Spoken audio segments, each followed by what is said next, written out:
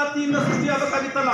ವಿದ್ಯಾವಂತರು, ವಿದ್ಯೆ ಪಡ್ಕೊಂಡಿರ್ತಕ್ಕಂಥವ್ರು ನೌಕರಿವಂತರು, ನೌಕರಿ ಪಡ್ಕೊಂಡಿರ್ತಕ್ಕಂಥವ್ರು ಆರ್ಥಿಕ ಸ್ಥಿತಿವಂತರು, ಆರ್ಥಿಕ ಸ್ಥಿತಿಯಲ್ಲಿರ್ತಕ್ಕಂಥ ರಾಜಕೀಯ ಪ್ರಜ್ಞಾವಂತರು, ಈ ರಾಜಕೀಯ ಪ್ರಜ್ಞಾವಂತಿಕೆಯಿಂದ ಬರ್ತಕ್ಕಂಥ ಸೋಷಿಯಲ್ ಸ್ಟೇಟಸ್ ಅನ್ನ, ಎಕನಾಮಿಕಲ್ ಸ್ಟೇಟಸ್ ಅನ್ನ ಇಟ್ಕೊಂಡಿರ್ತಕ್ಕಂಥ ಹಿಂದುಳಿದ ಜಾತಿಯ ನಾಯಕರು ಸೃಷ್ಟಿಯಾಗಬೇಕಾಗಿತ್ತಲ್ಲ.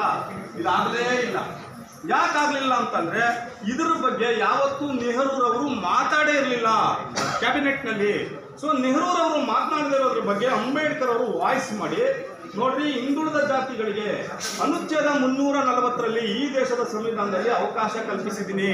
ಈ ಹಿಂದುಳಿದ ಜಾತಿಗಳ ಮೀಸಲಾತಿಯನ್ನು ಜಾರಿ ಮಾಡದಿರೋ ಕಾರಣದಿಂದಾಗಿ ಅವರೊಳಗಡೆ ಉತ್ಪತ್ತಿ ಆಗಬೇಕಾಗಿರ್ತಕ್ಕಂಥ ಡಾಕ್ಟರ್ ಬರಲಿಲ್ಲ, ಇಂಜಿನಿಯರ್ ಬರಲಿಲ್ಲ, ಟೀಚರ್ಸ್ ಬರಲಿಲ್ಲ, ನೌಕರರು ಬರಲಿಲ್ಲ, ರಾಜಕಾರಣಿಗಳು ಬರಲಿಲ್ಲ, ಮತ್ತೆ ಸ್ಥಳೀಯವಾಗಿ ಆಡಳಿತ ನಡೆತಕ್ಕಂಥ ಯಾವುದೇ ಪ್ರಜ್ಞಾವಂತರು ಆ ಸಮುದಾಯಗಳಲ್ಲಿ ಹುಟ್ಟುತ್ತಾ ಇಲ್ಲ.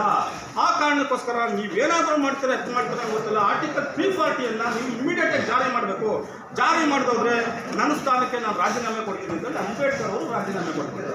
ಅಂಬೇಡ್ಕರ್ ಅವರ ರಾಜೀನಾಮೆಯಿಂದ ಕೆರಳಿದಂಥ ಮತ್ತು ಭಯಪಟ್ಕೊಂಡಂಥ ನೆಹರೂರವರು ಮೊಟ್ಟ ಮೊದಲನೇದಾಗಿ ಅವರ ಒಂದು ಸಂಪುಟದ ಮೀಟಿಂಗ್ ಅನ್ನು ಕರೆದು ಕಾಕಾ ಕಾಲೇಲ್ಕರ್ ಆಯೋಗದಲ್ಲಿ, ಕಾಕಾ ಕಾಲೇಲ್ಕರ್ ಅವರ ನಾಯಕತ್ವದಲ್ಲಿ ಒಂದು ಕಾಕಾ ಕಾಲೇಲ್ಕರ್ ಆಯೋಗವನ್ನು ರಚನೆ ಮಾಡ್ತಾರೆ.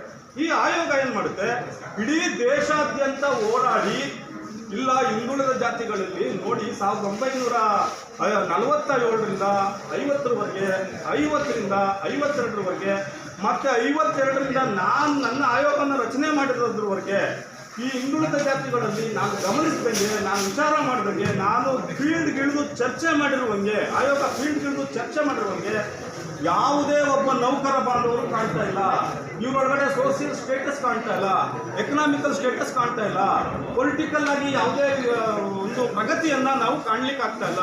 ಸೊ ಆ ಕಾರಣದಿಂದಾಗಿ ನಾನು ಈ ಸಂದರ್ಭಕ್ಕೆ ಸುಮಾರು 600 ಜಾತಿಗಳನ್ನು ಹಿಂದುಳಿದ ಜಾತಿಗಳಲ್ಲಿ ಗುರುತಿಸಿ ಅವ್ರಿಗೆ ಸಂವಿಧಾನದ